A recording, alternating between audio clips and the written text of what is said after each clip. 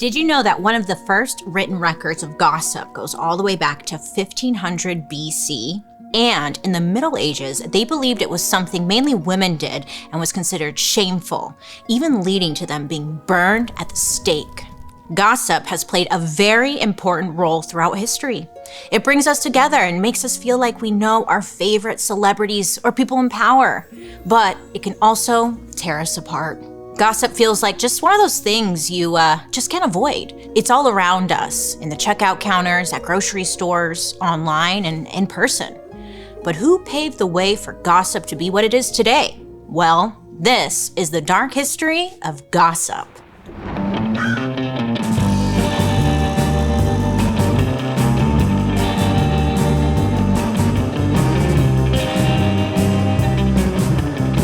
Friends, I hope you're having a wonderful day today. My name is Bailey Sarian, and I'd like to welcome you to my podcast, Dark History. Hi! Here we believe history does not have to be boring. It might be tragic, sometimes it's happy, but either way, it's our dark history. Now, before we get into it, don't forget to like and subscribe. Why not? I come out with hot, juicy history goss every week. And let me know what you think down below in the comments section, because I love hearing from you. Now, let's get into today's story. Shall we?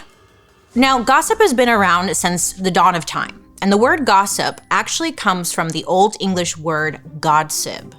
Now, God meaning godparent and sib meaning sibling. So this word was used to refer to people who you had a close spiritual connection with, like literally through baptism. But as time goes on, this definition relaxes a little bit. Essentially, gossip was for your BFFs, your closest friends, especially back in the day when word of mouth was all there was. But as soon as people figured out how to write stuff down, gossip became available to a wider audience. Around 1500 BC in Mesopotamia, cuneiform, which is believed to be the oldest written language, was carved into these clay tablets. It's like, great. So imagine being the archaeologist who discovers something like this, right? It's so old and you're so excited to translate it. And you're like, wow, this could be the answer to life. I mean, this could be the next best thing for society. And then you go back and you translate it, and it literally was a story about the mayor of Mesopotamia having an affair with a married woman. Gasparilla, I know. I mean, that's literally what it was. A rumor about an affair carved into a tablet. It was wild. This just ramps up in ancient Egypt. I guess the Egyptians loved gossip as well. They used hieroglyphics. You know hieroglyphics. They're carvings, little pictures, kind of look like comic strips. And they would use this to talk behind each other's backs. Well, researchers at the Rosicrucian Egyptian Museum were translating these ancient carvings, and they discovered once again that what they were studying was some juicy-ass gossip. This specific series of hieroglyphics was 5,000 years old, and it was about a king who had a special relationship with one of his army generals. I guess this king would, quote unquote, check on this army general in the middle of the night pretty often, and allegedly, they were not discussing military strategy. The text went on to say that in this king's home, there were no wives, and the two were having a little homosexual love affair. The Egyptians loved gossip so much that they literally carved it into stone. And you really have to care about something to do that. I mean, do you know how long it takes to carve something out of stone? I mean, that was some dedication to the goss. I mean, for about as far back as writing has existed, we know that gossip has been very important to culture. Another one of my favorite pieces of ancient gossip was found in the temple of Queen Hatshepsut. Her name is Queen Hatshepsut. Great. I can't say it, but I'm trying my best. Hatshepsut. Okay. So in the temple of Queen Hatshepsut, there's another piece of ancient gossip that was found. Well, I guess there was this little rumor going around that the queen was sleeping with one of her advisors. Hot. The drawings that archaeologists found basically showed the queen engaging in pretty explicit sexual acts with a non-royal man. I know. This rumor was never officially confirmed, but, the area where these drawings were found was in the servants' area. And it's like if anyone knew who was sleeping with who, you think it would be like the servants.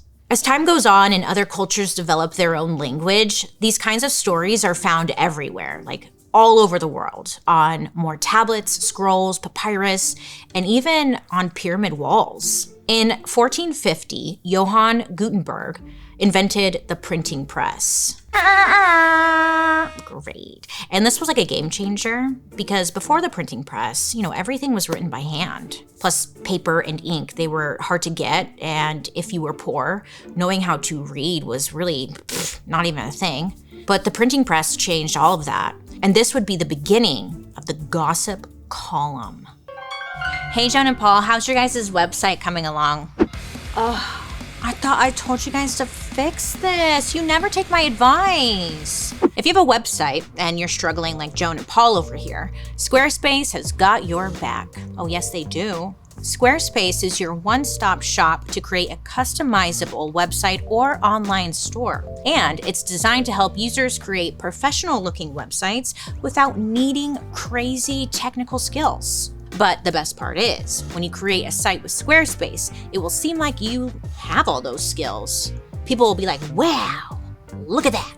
Squarespace has something called Blueprint. And with Squarespace Blueprint, they let you pick from professionally curated layouts and style options to put together like an amazing online presence from the ground up. Squarespace AI even helps you find the right words to build your brand identity, write catchy email campaigns, post an impactful blog, and really, the AI can do all the work for you. Plus, Joan, listen, I know you've been taking all those videos with your phone. Well, Squarespace can help you with all that video content. Whether you want to just show it off or even sell it, they have the tools to help you do it. Check out squarespace.com for a free trial. And when you're ready to launch, go to squarespace.com/darkhistory to save 10% off your first purchase of a website or domain.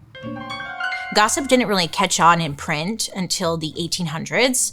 And just like in ancient Egypt, it seems like an affair really kickstarted the trend. In 1886, a newspaper printed a rumor that a woman named Lady Colin Campbell had run off with a man named Lord Blandford. Lady Colin was a big deal at the time. She was a well-known aristocrat, and she was also George Bernard Shaw's muse. I know, I was like, who the hell is George Bernard Shaw? Well, George was a famous Irish playwright. He actually wrote Pygmalion, which is what My Fair Lady was based on. I guess he was a big deal, whatever. But Lady Colin, she was a big trendsetter at the time. And a newspaper once ran an article that said, quote, Lady Colin Campbell is the only woman in London who has her feet manicured. What an icon. She put pedicures on the map. Well, the rumor that Lady Campbell had run off with another man was never confirmed, but it did lead to her filing for divorce, which back then was a huge deal. I mean, it was rare for people to get a divorce, so this was shocking. And this is actually an important part of what makes gossip gossip. A reporter named Elaine Louis actually gave a TED Talk about the sociology of gossip. She would say that gossip is more than convos about scandalous drama. She said, quote, gossip allows us to communicate a code of behavior together and set a standard of conduct. It's a reflection of popular mores and ethics of the time. Basically, in order for gossip to be interesting, someone has to be breaking a cultural rule. Like, don't get divorced, don't sleep with your advisors, and don't cheat. And because of that, we learn a lot about what different cultures believe to be bad or good, based on what they were gossiping about. But when you think about it, isn't it kind of interesting that most gossip is about cheating or sexual relations? If it's good, juicy gossip, it's probably breaking one of the 10 Commandments when you think about it. Checks out. Louis says, quote, you can't consume gossip without bias. And no one was more biased or judgy than the king of gossip. Someone who was once called the rudest man of the 20th century. On September 27th, 1839, A man named William Dalton Mann was born in Sandusky, Ohio. William was one of 13 children, so, he's looking for a way to stand out. Other than that, we don't know much about his early life, but according to historian Mark Caldwell, his origins were, quote, shadowy and humble. Like, what does that even mean? I don't know. Shadowy? What does that mean? I don't know, but okay. William studied engineering before going on to become a soldier. And then after killing it in the Battle of Gettysburg, he was promoted to the position of colonel. I hate that colonel is spelled the way it is because it's like, where does the R, it sounds like colonel with an R, but it's like, it doesn't make sense. I just had to put that out there. Thank you for listening. During the war, William invented this machine that was basically a rig that could be used to carry around like a ton of military equipment. So he's like smart, right? He's inventing shit. And he licensed it to the US Army, and this made him a lot of money. So by the time the Civil War ended, William was Colonel William, and he was rich, super rich. But by the time William was in his 40s, he spent most of his money, and he put a lot of it, into a business he started, which was called the Mann Boudoir Car Company. And this company was making luxury sleeping cars for trains, which was like a really nice idea, but unfortunately, Mann Boudoir, it just never really took off. I guess Colonel William was hemorrhaging money. He continued to keep up appearances, but it was costing him. The great thing about being alive back then was that you could really be whoever you wanted to be.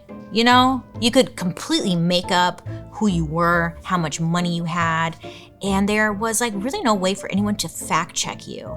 And if they did want to fact check you, they had to try really, really hard. What I'm getting at is that William Dalton Mann, he used this to his advantage. According to the Journal of American Studies, he became a, quote, confidence man, aka a con man, and a schemer who had represented himself as a hotel keeper, entrepreneur of the oil industry, tax assessor, newspaper publisher, candidate for Congress, and millionaire inventor of luxury railway cars. That was a lot. He did that allegedly. Basically, he dabbled, he talked a big game, and he just dressed the part. But William was worried because he knew he wasn't going to last unless he struck gold, and quickly. I've been using a certain SPF and it's been making me break out. I was like, thanks, Now that it's summer, I'm wearing less makeup and more skincare. And I think it's not rocket science. I want an SPF that's not going to make me break out. So I went on over to apostrophe.com, which is today's sponsor. Hey! Apostrophe is an online platform that connects you with an expert dermatology team to get customized skincare treatment for your unique skin. So with Apostrophe, you can get access to oral and topical medications that use clinically proven ingredients to help with whatever your skin concerns are. So all you have to do is fill out an online consultation about your skin goals and your medical history, and then you take a few selfies, just show off your skin and whatever concerns you have. Then a provider will create a customized treatment plan just for you. I've been using Apostrophe for years now. I was trying to think, I think it's been 4 or 5 years. Yeah, that's a long time. But it's nice because as the years go on, my skin changes and I have different concerns. And Apostrophe, they just make it so easy to just log into my account. I update the dermatology provider as to what my new skincare concerns are, and then they adjust the skincare plan accordingly. And then the best part, they deliver all of the products right to my door, so I don't even have to leave the house. So I got the Apostrophe SPF that I've been using, and I love it. I love it. I love it. Right now, we have a special deal for our audience. You can get your first visit for only $5 at apostrophe.com/darkhistory when you use our code darkhistory. That's a savings of $15. Now, this code is only available to you, our listeners. And to get started, just go to apostrophe.com/darkhistory, and then you click Get Started. And then you use our code DARKHISTORY at sign up, and you'll get your first visit for only $5. Woo! A big thank you to Apostrophe for sponsoring today's episode. Now let's get back to the story. In 1885, William got lucky. He and his brother Eugene Mann decided to take over a magazine called Town Topics. It was a, quote, society publication. It mainly reported on pop culture, specifically in New York. So when William and his brother took over Town Topics, the magazine was mostly about like society events that were happening there. You know what I'm saying? Things like debutante balls, big parties that society's elite were throwing, who died, funerals, weddings, you get it. You can also find fashion tips, new styles, up-and-coming ways to decorate your home, and recipes for entertaining. But William Dalton Mann comes in and he's like, what if this whole magazine was about gossip? Which is like kind of wild that he thought of this. I think he just wanted to talk shit. He did. That's what he wanted to do, and he does. Because he starts writing a column in the magazine he calls Saunterings. Saunter means a leisurely stroll. So I feel like maybe he's choosing this name, like he's strolling around town, just eavesdropping, which I kind of love. When I think of this column, I think Carrie Bradshaw, like Sex and the City, a small little segment, but Saunterings actually took up half of the magazine. And the magazine was like 24 pages total, so this column was 12 pages long. And everyone knew William wrote it, but he went under the pen name The Saunterer, which is very mysterious.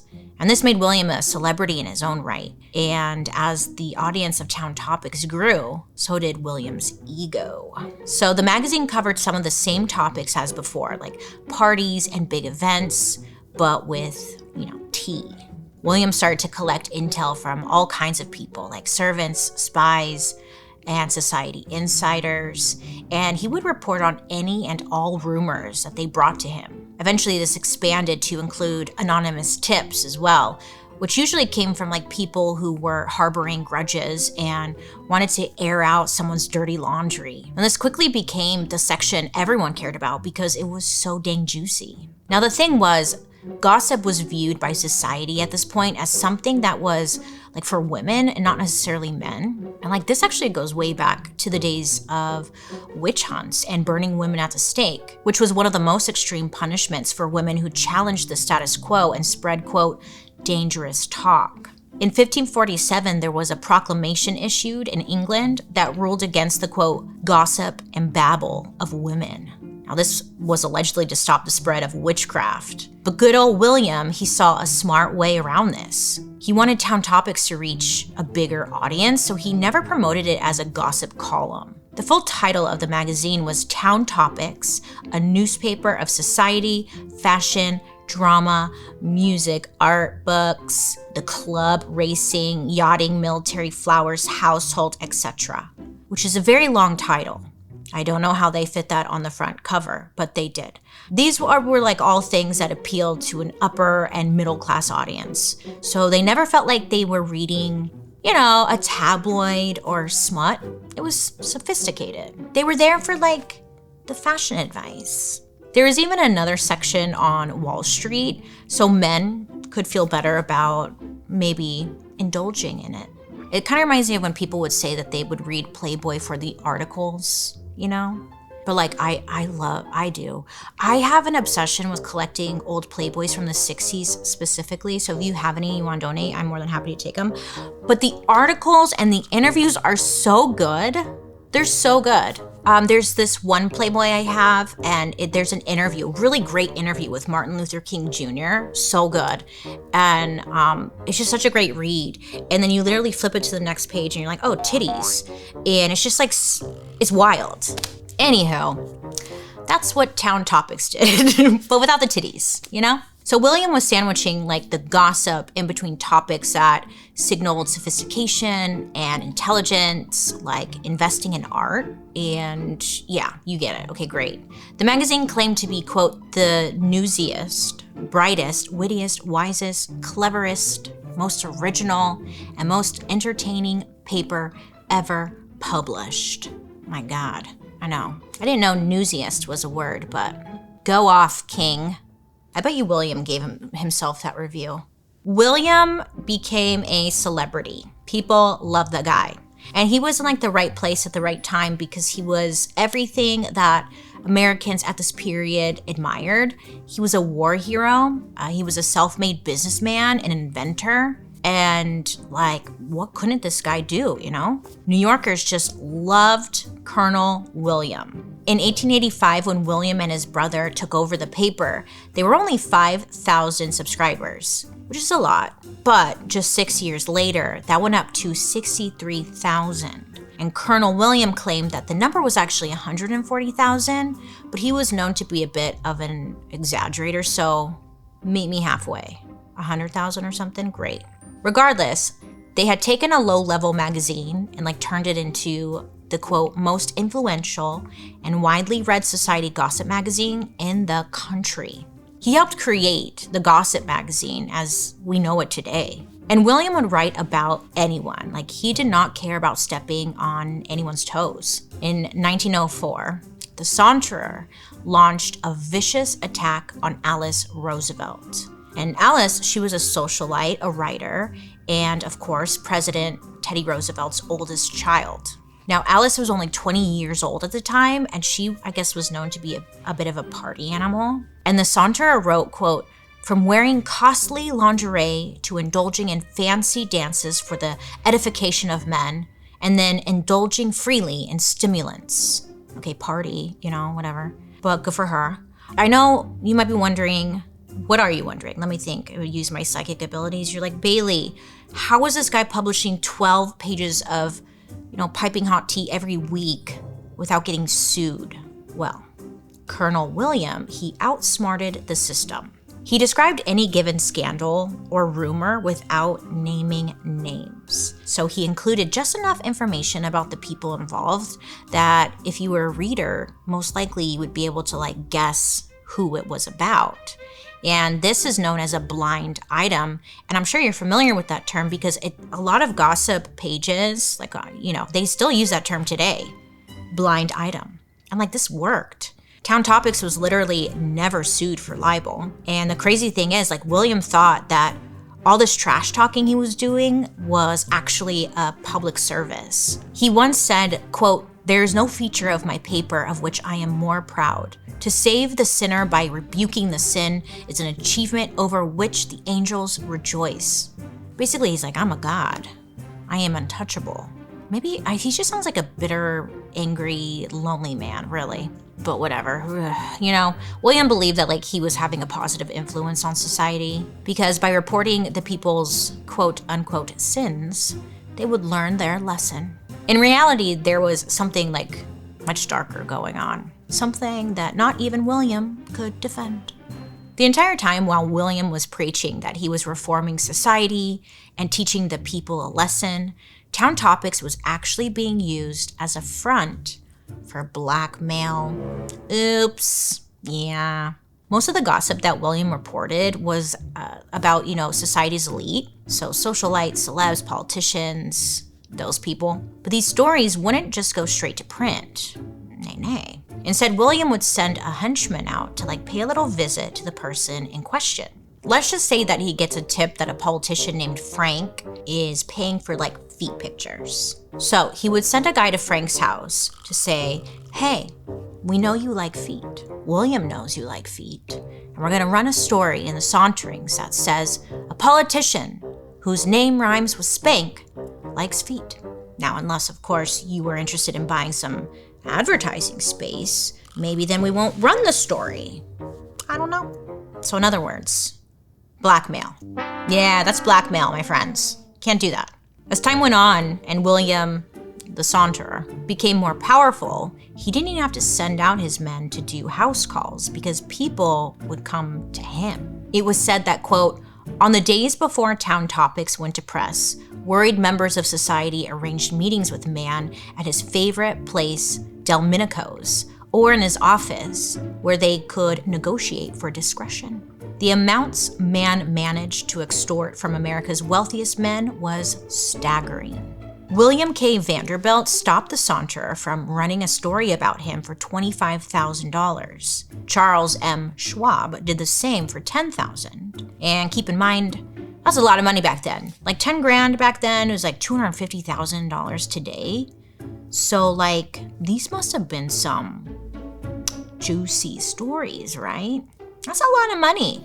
And there was one senator, his name was Russell Alger, and he actually gave William $100,000 in shares in his company to kill a story before it was published. So William was getting money, okay? A lot of it.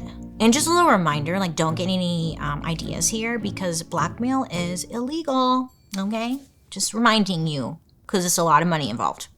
So I know you're wondering, well, what if like the person just refused to cooperate? What if they tried to rat on William? I can't emphasize this enough. You did not want to be on William's bad side. If you didn't cooperate, he would double down and print even worse rumors about you. And then he would become like a reoccurring character in his blop, you know? That would suck. It would ruin your life. The funny thing was, like, even if you did pay up and you gave William the blackmail money, you were still in trouble. I mean, William was so fake and catty that he would still want to take you down. So to show his quote-unquote appreciation, William would print all of these flattering stories about you, knowing that this would obviously stand out to the readers because they'd be like, what? The Saunter is saying something nice? Like, oh, this person must be hiding something. People started to put two and two together, and it became common knowledge that if the Saunter had something kind to say about you, it was because you were paying him off. So shit, it was like a lose-lose, really.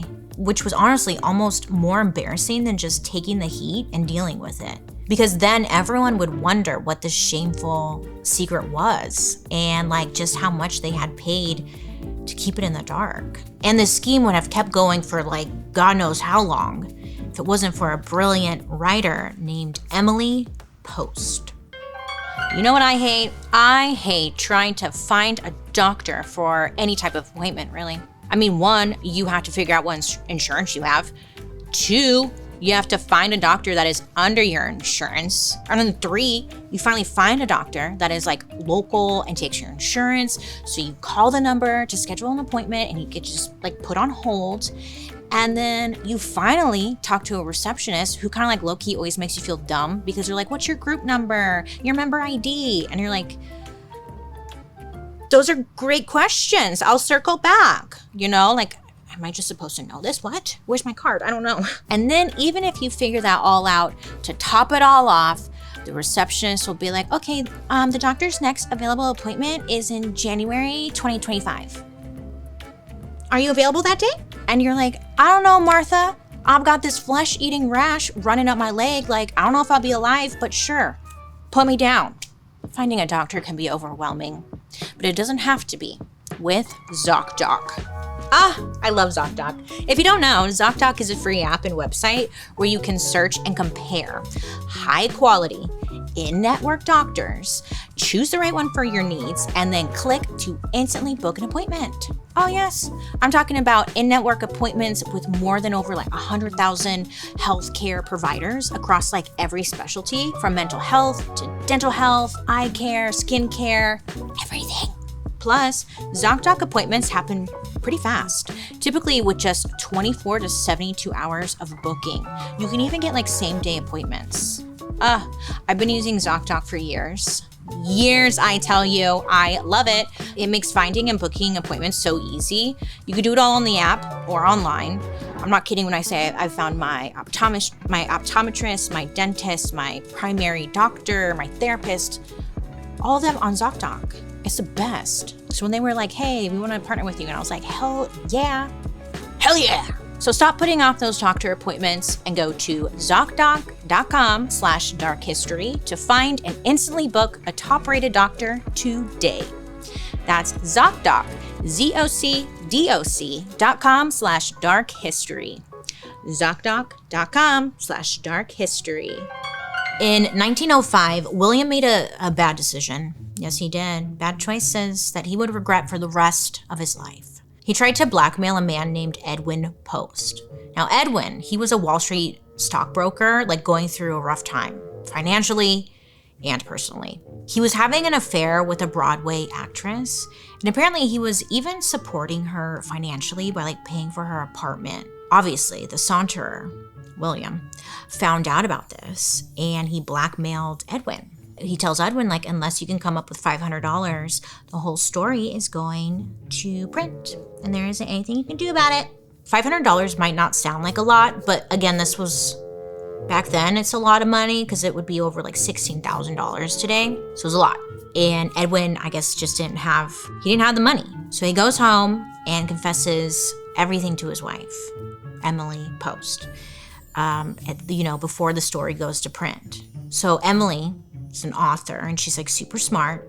And she actually became famous for a book that she wrote on etiquette. But instead of trying to like hush up the story or going to her parents to get the blackmail money, Emily was like, fuck it, let's take this guy down. She tells Edwin to get in touch with the district attorney to set up a sting operation.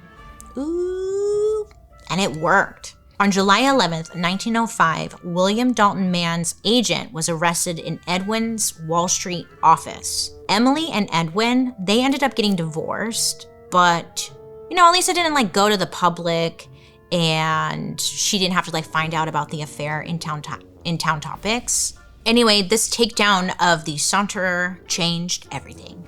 People were completely shocked. William went from being the source of the stories to becoming the story himself. Such a bummer. I mean, not really, but like for him, I'm sure he felt like shit. Ultimately, William was charged with perjury. Yeah. William went from respected society elite to evil villain basically overnight. All his blackmail and dirty dealings were finally being exposed. And during this time, saunterings started to take a nosedive. William died in 1920, but he really left behind a legacy. I mean, he completely changed the way newspapers and magazines reported gossip. I mean, the funniest thing to me is that even though Town Topics was the most widely read magazine in its heyday, no one ever admitted to having a subscription. Shame, shame, shame. So over the next decade, a lot is happening. Hollywood is established. Everyone starts to become obsessed with screen actors and movies. I mean, it's the Hollywood golden age. In the 1930s and 40s, gossip columns were actually used as powerful media tools. The big movie studios like Metro-Goldwyn-Mayer, MGM, they knew that gossip columns had the public in a chokehold. I mean, ever since William had gotten everyone hooked on Town Topics. So to create some buzz around a specific movie or an actor, these movie studios would plant juicy rumors with specific journalists to get people in those movie theater seats. For the journalists, this gossip machine was about selling newspapers and magazines. Like, that was mainly it. And this publicity machine exchange created an intense rivalry between two journalists, Luella Parsons and Hedda Hopper. Luella, she was born in 1881, but for like most of her life, she would lie and say she was born in 1893. Like, girl, okay. But after high school, Luella went to work as a reporter for a local newspaper in Illinois, and she married a guy named John Parsons. After her divorce, she and her daughter Harriet moved to Chicago, where she first worked as a studio screenwriter and then as an early film columnist. One thing about Luella was that she was obsessed with Hollywood. One day, she has like a major light bulb moment, and she goes to her boss at work and the editor and like pitches him an idea. She's like, when movie stars travel across the country from LA to New York or whatever, they always have to stop in Chicago. So Luella's brilliant idea was to like go to the train station, and when celebrities and stuff would like stop on their layover, she could interview them. Yeah, she's like, I could do this shit, watch. She figured it would be like a win-win. It would give the celeb a little press, and Luella could like put together a column about personal lives of the Hollywood stars. And like everyone would be as obsessed with it. Apparently her editor said like, who would be interested in reading about that? But like Luella knew. She's like, a lot of people would, okay? So, I mean, needless to say, Luella proved him wrong. This column of hers was kind of like, it was like TMZ of her day. And with this column, she becomes the go-to source for all of the inside drama on like Hollywood's biggest stars. So within the next few years, she would become one of the most successful names in American journalism. Did you get another email about one of those streaming services raising their prices yet again? I mean, I know I did. I got the same one and I was like, what the hell, you guys? What the hell, But get this, did you know that most Americans think that they spend about $62 per month on subscriptions? But really, the number is closer to $300. Yeah, I mean, that's literally thousands of dollars a year, half of which we've probably forgotten about. So it's like, great. So now what? You know? Well, thankfully, you can have Rocket Money on your side. Now, if you didn't know, Rocket Money is a personal finance app that finds and cancels your unwanted subscriptions.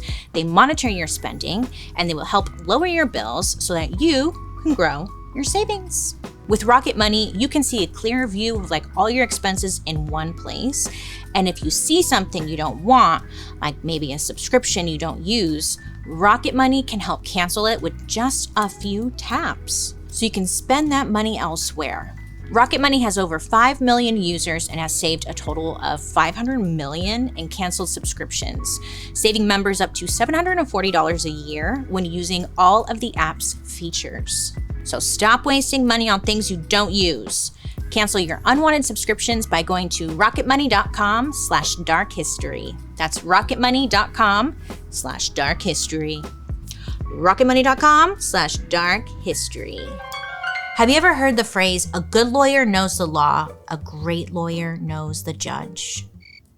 Yeah, me neither.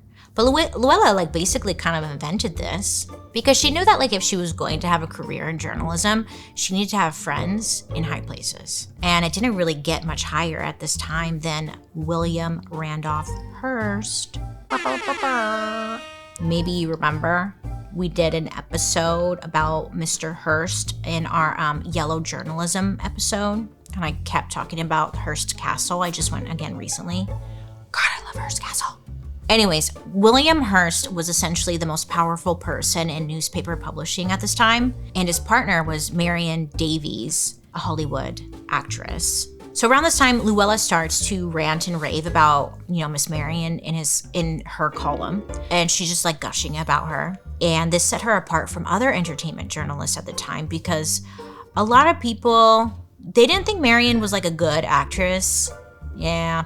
One critic actually said, quote, "Miss Davies has two dramatic expressions, joy and indigestion." LOL. But Luella kissed Marion's ass until Marion noticed her and they became friends. Eventually this friendship would get Luella invited over to Hearst Castle. It's a score. She's like, fuck yeah, I'm in. And in 1923, William Hearst sends Luella a personal offer to come write for his newspaper, the New York American. He gives her the title of motion picture editor with a salary of $250 a week. And today, that would be $4,600 a week. Dang, that's a lot. But what he's essentially doing is guaranteeing that Luella will keep praising his girlfriend in every movie she's in. And Luella is jazzed because she loves Hollywood, and now she was in.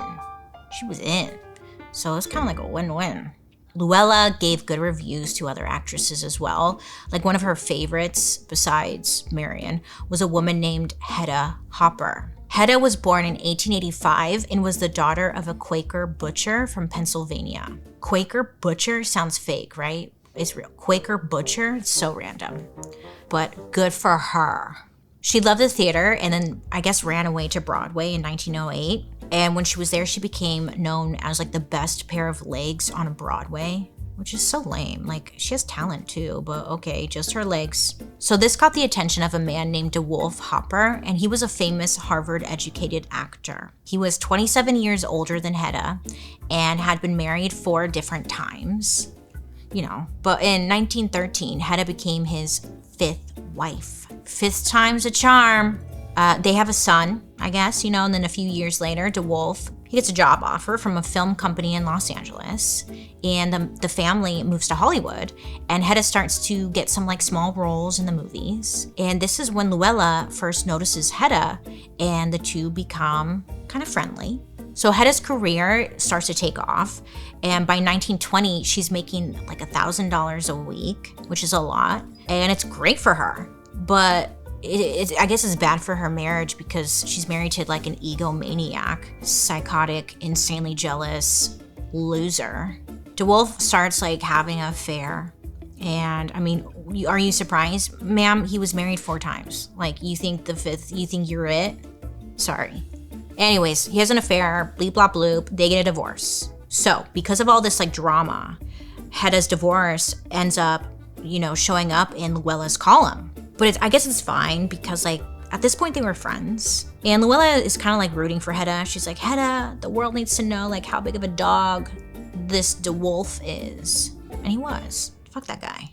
According to like Dorothy Manners, who took over Luella's column after her death, said, quote, they liked each other a lot. If anything happened on a set, if a star and a leading man were having an affair, Hedda would give Luella a call. I mean, Luella had spies everywhere by this time. And according to Vanity Fair, quote, her informants could be found in studio corridors, hairdressers' salons, and lawyers' and doctors' offices. She sometimes learned of starlets' pregnancies before they did, end quote. Luella did not give a fuck about feelings when she thought like she was onto something. According to the same article, quote, when she received a tip that Clark Gable and his second wife, Rhea, were about to divorce, Luella kidnapped Miss Gable, whom she held hostage at her North Maple Drive home until she was sure the story was speeding across the wire ahead of any other service, end quote. I know, I was thinking about this. I read this and I was like, okay, first of all, I have some follow-up questions. Did she know she was kidnapped, the wife? Was she aware she was kidnapped, or did like Luella present it as like a girls' weekend? We're just gonna hang out, like no phones or anything. It's wild, just the 2 of us. I don't know. But she did that, okay? Anyway, with Luella and Hedda Hopper, it was kind of like, you scratch my back and I'll scratch yours. That was their friendship until it wasn't. One night, Hedda was at like a dinner party and she was like talking about, some Hollywood drama, whatever. And her friend Eleanor, who works for the Washington Herald, goes like, why don't you write that? Like your drama is so good. Why don't you write it and like share it, whatever. And apparently Hedda goes like, write? I can't even spell. And Eleanor was like, girl, like just have someone, dictate it for you. The world needs to know like all the drama you know. And thanks to this woman, Eleanor, by 1935, Hedda now had her own gossip column. At first, Luella was like, oh my God, like, yeah, cute. You know when you're really good at something and then your friend is like, I'm gonna do that too. And then they're really good at it and you're like, but that's my thing. I'm the one who eats Play-Doh. Like you can't eat Play-Doh. Anyone can relate to Play-Doh. Okay, no. At first Luella is like, oh my God, cute. Like that's such a cute idea. But then like Hedda is getting more and more popular. And Luella was like, that's my thing. There can't be 2 of us. I'm the gossip writer. So apparently at an MGM dinner party they were both invited to, Luella walked in, saw that Hedda was there. She turned on her heel and she left in a huff. I know. According to Dorothy, quote, Luella never really dreamed at first that Hedda could ever become serious competition, but then neither did Hedda. Whoops. So in 1950, Luella, she outdid herself. She gets the scoop that this big Hollywood actress, her name was Ingrid, well, Ingrid was pregnant with like a love child. Apparently, this actress was recently divorced and had been living in Italy with like the director of a movie she was making, allegedly. Now, somehow, Luella confirms that this actress was pregnant. Oh, and then before you know it, boof, it's front page news. It was everywhere. Literally, like front page, baby due in 3 months in Rome. It was like front page of the Los Angeles Examiner. And it was kind of like, take that, Hedda. Like I got the scoop before you did. And they outed this poor woman. I don't even know if she knew she was pregnant, but like that's fucked up. Either way, before you know it, it's like Hedda versus Luella. And now they're all beefing. And their feud wasn't just like professional either. It was pretty personal. Hedda and Luella, they weren't afraid to like use their rival columns to settle scores and to take down anyone who dared to cross them. Except for some reason, Katharine Hepburn. For some reason, I don't know, they had some sort of unspoken rule that they would never say anything about Katharine Hepburn. I think people just like really love the bitch, I mean, I'm not calling her a bitch, but like people were obsessed with her. People still are obsessed with her. Maybe they just wanted to be friends with her, really. So it was kind of like high school drama. I mean, it is like high school drama, but with like $1 million movie deals and scandalous affairs thrown into the mix. The movie studios back then had a moral turpitude clause in all of the actor contracts. And basically what this meant was that if an actor was caught misbehaving, their contract could be automatically canceled, essentially fired like without any notice. This was because like the studios, they didn't want their bad behavior to be seen as a reflection like on them or their films. And these moral turpitude clauses were also used as a weapon. If there was ever a problem with like an actor, the studios would simply put Hedda or Luella on the case and then have them dig up some dirt, maybe have it printed, they would publish it, and then they would have a license to fire the performer. It just sounds like it would cost them a lot of money though, so it's like, why would they even want to do that? I don't know. Even though like both Hedda and Luella were basically being used as pawns by these big studios, they were too like preoccupied with their feud to like even really care. Luella had like no problem throwing her own friends under the bus, you know, just to report the scoop before anyone else. I guess one night Luella was hanging out with like one of her close friends, and this close friend was like an actress, and the actress was telling her about her marital problems. Like, oh, I think we're gonna get a divorce, like things are just not working out. So of course, as a friend, I guess they thought like Luella is just gonna like, you know, keep this to herself. But of course she didn't. Literally the next day, like Luella runs this story about like maybe a divorce coming up with this famous actress. And for good reason, like her friend was pissed. She had assumed like it was off the record, but for Luella, nothing was off the record. Apparently Hedda didn't take it as seriously. She saw the rivalry as kind of funny and leaned into it a bit. Hedda even once said, quote, Luella Parsons is a reporter trying to be a ham. Hedda Hopper is a ham trying to be a reporter, end quote. I personally love ham. It's so good, huh? Man, I'm hungry. I'm so hungry right now. So, ham. So they were like frenemies. They were constantly trying to like one-up each other while secretly respecting each other's hustle, I guess. And, you know, they never really wanted to make amends. Ultimately, Luella and Hedda, they both knew that in Hollywood, feuds, they were good for business. The Hollywood studio system started to lose power as agents and executives took over. Times were changing. Luella and Hedda eventually published books, memoirs, and started working in the world of TV before they would retire. But to this day, no gossip columnists have the same power as they did. In their heyday of the Hollywood Golden Era, there was apparently a line outside of their homes, like during the holidays, to deliver presents, which I don't know, you know, that's cool. You know, I mean, if you didn't deliver a present, you might end up in the paper. I mean, really, it was just showing that these people, like, feared these women. But at the end of the day, Hedda and Luella, they weren't just gossip columnists. I mean, they were power players in an industry built on image and illusion. Their words could really make or break careers, and it did. Between them and Colonel William, they really shaped the course of gossip history. Huh? Yeah? I mean, love them or hate them, you can't deny that they kept the people entertained. Yeah. According to gossip columnist Liz Smith, quote, LA is now a town with no gossip column. No one wants to let these demons loose again, end quote. It's kind of crazy. Like there's no official gossip column in a LA newspaper. It's like, I don't want to open that door. It's like, should we petition for a comeback? No, I don't really think so. I think we're okay without gossip, but plus it's like today's social media, that's the gossip column. You know, everyone is like gossiping on social media, period. So it's like, I don't even think we need a Colonel William or a Luella to report it. Just go on TikTok and it's just like, did you hear that so-and-so did that? I mean, what do you guys think? Is gossip better or worse, you know, today with social media? Sometimes it's like, it seems like it's better because at least like celebrities and people high up or whatever, they have their own platforms. So it's like you can kind of control the narrative a little bit more. You aren't just like sitting around powerless because of like what the Saunterer said about you. And then like you can't do anything about it. Like people just believe it to be true and that's it, point blank, period. I mean, you can like nowadays you can go on Instagram Live, TikTok Live or something and be like, you know, this is what really happened. I didn't punch her in the face. I lightly slapped. set the record straight. But then again, I mean, sometimes, like we learned in ancient Egypt, the gossip lasts longer than anything else. So good luck to you out there, folks. Back when we were talking about William Mann, I mentioned that he covered a bunch of events, including debutante balls.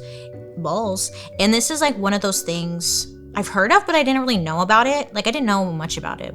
Is it? Like, I know that they happen a lot in the American South, but that was really as far as I knew. I always thought that like debutante balls were essentially kind of like a formal dance like prom. But no, turns out they are much more than that. In fact, debutante balls go back centuries. They have a dark, twisted origin story, and they gave birth to the American prom as we know it today. Come back next week for the dark history of debutante balls and prom. It's kind of fun. It's really interesting. You're gonna learn a lot. I learned a lot. Well, friends, thank you for hanging out with me today. You can join me over on my YouTube where you can actually watch these episodes on Thursday. Yeah, after the podcast airs, you can watch. And while you're there, you can also catch my murder, mystery, and makeup. And don't forget to subscribe because I'm here for you weekly with new content. I'd love to hear your guys' reactions to today's story. Let me know. What do you think about gossip? Isn't it interesting? It's kind of like we're gossiping now, huh? Make sure to leave a comment below so I could see what you guys are saying, and your comment might even be featured in a future episode. Yeah, now let's read a couple of comments you guys left me. I like this part, it's always fun. Mama Madiwa, sorry Mama if I got that wrong, but she left a comment on our Challenger episode saying, quote, imagine thinking, let me go on YouTube and watch something light, and clicking on this, and kicking up your feet with a cup of coffee. This is my comfort zone, end quote. Aw, I love that. I mean, yes, it's darker, but you're learning something too, we're learning a lot. So it's not that bad. Yeah, I listen to darker things to relax. I'm sorry, we're very alike. I appreciate you for watching. Alicia Fulcher, 733, left us an episode suggestion saying, Plum Island. Can you do a dark history on this subject? Alicia, I thought that this was going to be a happy topic because the word plum, I was thinking cute, like Animal Crossing. No, of course not. I was wrong. I should have learned my lesson with Lavender Scare. I guess it seems like an island about disease research or something. I'm intrigued. Plum Island. I'm gonna be looking into it. Probably stay up all night and blame you for not getting sleep tonight. But thank you for the recommendation, and I will look into it. Thank you. I love you for watching and engaging. Keep on commenting because maybe you will be featured.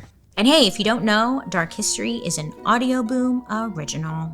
A special thank you to our expert, Dr. Kathy Feely. And I'm your host, Bailey Sarian. I hope you have a good rest of your day. You make good choices, please. I'll be talking to you next week. Bye.